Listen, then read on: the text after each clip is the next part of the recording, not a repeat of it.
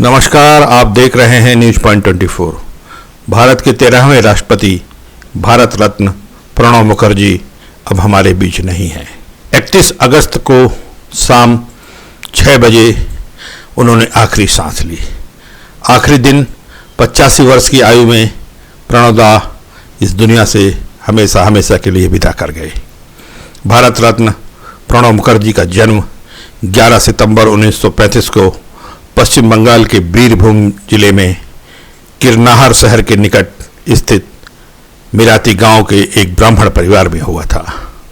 उनके पिता कामदा किंकर मुखर्जी 1920 से कांग्रेस पार्टी में सक्रिय होने के साथ पश्चिम बंगाल विधानसभा में 1952 से 1964 तक सदस्य रहे।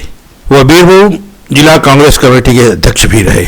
उनके पिता एक सम्मानित स्वतंत्रता सेनानी थे, जिन्होंने ब्रिटिश शासन की खिलाफत के परिणाम स्वरूप 10 वर्षों से अधिक जेल की सजा भी काटी थी।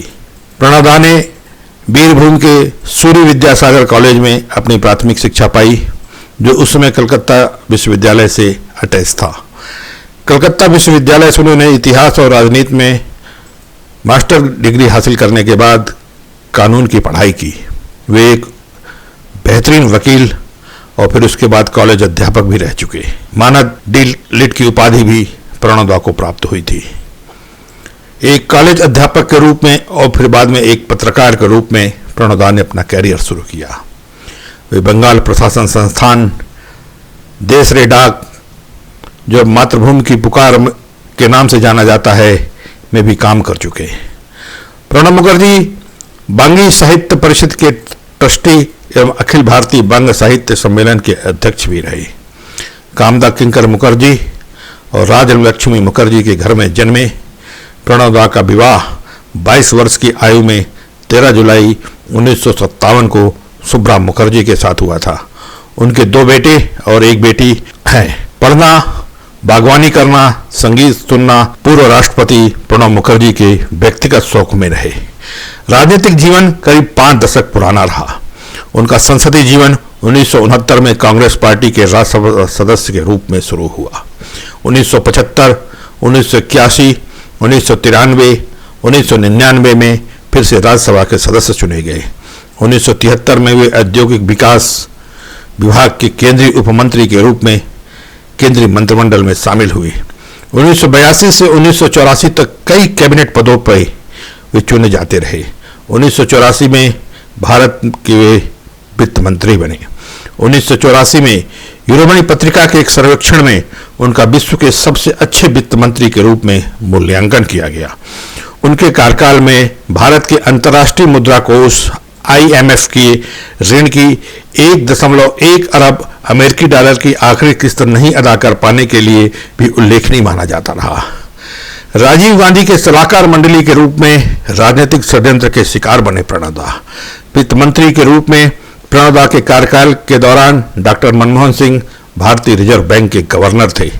श्रीमती इंदिरा गांधी की हत्या के बाद प्रणब दा प्रधानमंत्री पद के लिए सबसे उपयुक्त माने गए, लेकिन गांधी परिवार के राजीव गांधी ही उस वक्त प्रधानमंत्री बने।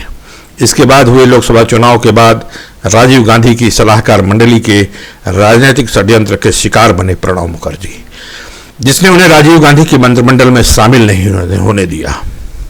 इसी तनातनी के चलते कुछ समय के लिए प्रणब दा ने कांग्रेस पार्टी छोड़ दी थी। उस दौरान उन्होंने अपने राजनीतिक दल राष्ट्रीय समाजवादी कांग्रेस का गठन किया, लेकिन सन 1989 में राजीव गांधी के साथ एक बार फिर वे जुड़े और अपने दल का कांग्रेस में विलय कर दिया। उनका राजनीतिक करियर उस समय पुनर्जीवित हो उठा जब PV नरसिम्हा राव ने अपने मंत्रिमंडल में उन्हें योजना आयोग के उपाध्यक्ष के रूप में और बाद में कैबिनेट मंत्री के रूप में शामिल किया। PV नरसिम्हा राव के मंत्रिमंडल में 1995 से लेकर 1996 तक पहली बार विदेश मंत्री के रूप में भी प्रणब दा ने काम किया। वर्ष 1997 प्रणब दा के लिए काफी अहम रहा। इस साल उन्हें उत्कृष्ट सांसद के रूप में संसद का सबसे सर्वश्रेष्ठ सांसद चुना गया। कांग्रेस ने 2004 में जब यूपीए गठबंधन की सरकार मनमोहन सिंह के नेतृत्व में बनाई तो जंगीपुर लोकसभा विधान क्षेत्र से पहली बार लोकसभा चुनकर जीतने वाले प्रणब मुखर्जी को लोकसभा में सदन का नेता बनाया गया।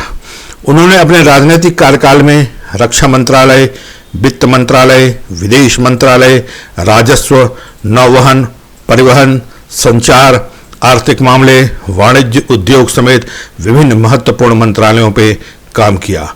वह कांग्रेस संसदीय दल और विधायक दल के नेता रह चुके, जिसमें देश के सभी कांग्रेस सांसद और विधायक शामिल होते हैं। इसके अतिरिक्त वे लोकसभा में सदन के नेता रहे।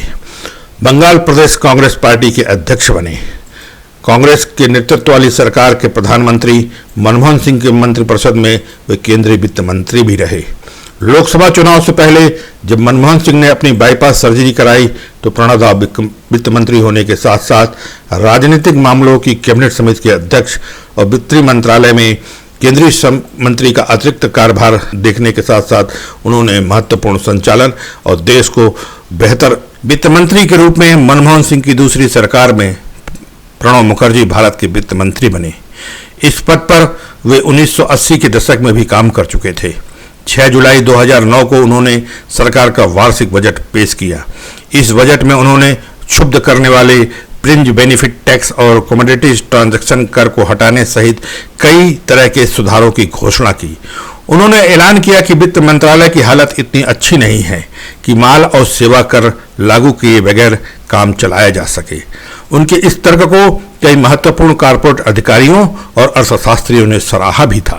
प्रणब मुखर्जी ने राष्ट्रीय ग्रामीण रोजगार गारंटी अधिनियम, लड़कियों की साक्षरता, स्वास्थ्य जैसी सामाजिक क्षेत्र की योजनाओं के लिए समुचित धन का प्रवाह किया और उसका प्रावधान किया और उसकी व्यवस्था भी करवाई।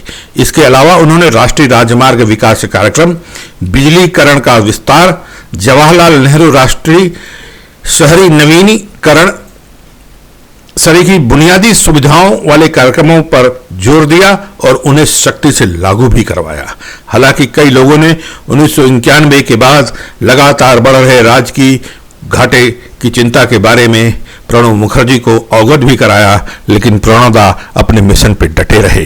विरोध के बावजूद प्रणब मुखर्जी ने पेटेंट कानून पास करवाया। 1991 से 1996 तक योजना आयोग के उपाध्यक्ष के पद पर रहे।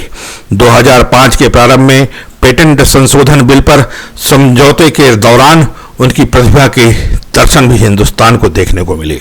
कांग्रेस एक आईपी विधेयक पारित करने के लिए प्रतिबद्ध थी, लेकिन संयुक्त प्रगतिशील गठबंधन में शामिल वाम मोर्चे के कुछ घटक दल बौद्धिक संपदा के एकाधिकार के कुछ पहलुओं का परंपरागत रूप से विरोध कर रहे थे। रक्षा मंत्री के रूप में प्रणब दा इस मामले में औपचारिक रूप से शामिल नहीं थे, लेकिन बातचीत के कौशल को देखकर उनको आमंत्रित किया गया। उन्होंने मार्क्सवादी कम्युनिस्ट नेता ज्योति बसु सहित कई पुराने दिग्गज गठबंधनों को मनाकर मध्यस्थता के कुछ नए बिंदु तय किए, जिसमें उत्पाद पेटेंट के अलावा और भी कई बातें शामिल थी। तब उन्हें वाणिज्य मंत्री कमलनाथ सहित अनेक सहयोगियों को यह कहकर मनाना पड़ा कि कोई कानून नहीं रहने से बेहतर है कि एक अपूर्ण कानून बनाना। अंत में 23 मार्च 2005 को बिल को मंजूरी दी गई। अंतर्राष्ट्रीय भूमिका में प्रणब दा और अमेरिकी विदेश सचिव कोडोलीजा राइस ने 10 अक्टूबर 2008 को धारा 123 पर समझौता कर एक नया इतिहास रचा। वे अंतर्राष्ट्रीय मुद्रा कोष के विश्व बैंक, एशियाई विकास बैंक और अफ्रीकी विकास बैंक के प्रशासक बोर्ड के सदस्य भी रहे। 1984 में उन्होंने IMF और विश्व बैंक से जुड़े ग्रुप 24 की बैठक की अध्यक्षता की।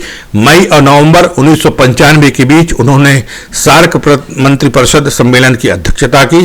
राजनीतिक दल की भूमिका निभाने के साथ साथ प्रणब दा ऐसे राजनीतिक नेता रहे जिन्होंने अपनी पार्टी के भीतर सम्मान मिलने के साथ सामाजिक क्षेत्र के अलावा विरोधी दल भी उनका काफी सम्मान करते रहे। अन्य प्रचार माध्यमों से उन्होंने बेजोड़ स्मरण शक्ति वाला, आंकड़ा प्रेमी और अपना अस्तित्व बरकरार रखने वाले, अचूक शक्ति रखने वाले एक राजनेता के रूप में स्थापित किया। जब सोनिया गांधी बेमन से राजनीति में शामिल होने के लिए राजी हुई तो प्रणब दा उनके प्रमुख परामर्शदाताओं में से रहे, जिन्होंने कठिन परिस्थितियों में उन्हें उदाहरणों के जरिए बताया कि उनकी सास इंदिरा गांधी इस समय के हालात से कैसे निपटती थी। प्रणब मुखर्जी की योग्यता ही उन्हें यूपीए चेयरपर्सन सोनिया गांधी और प्रधानमंत्री मनमोहन सिंह के करीब लाई। इसी वजह से जब 2004 में कांग्रेस पार्टी सत्ता में आई तो उन्हें भारत का रक्षा मंत्री बनाया गया। बाद में जब नरेंद्र मोदी की सरकार सत्ता में आई तो प्रणब दा को राष्ट्रपति पद से भी नवाजा गया। इसके बाद प्रणोदा को भारत रत्न जैसे सर्वश्रेष्ठ सम्मान से सम्मानित किया गया। प्रणोदा को न्यूज पॉइंट 24 की तरफ से हार्दिक श्रद्धांजलि। नमस्कार, बने रहे न्यूज पॉइंट 24 पर। धन्यवाद। She burns the bridges in my head by lighting up a fire. Bury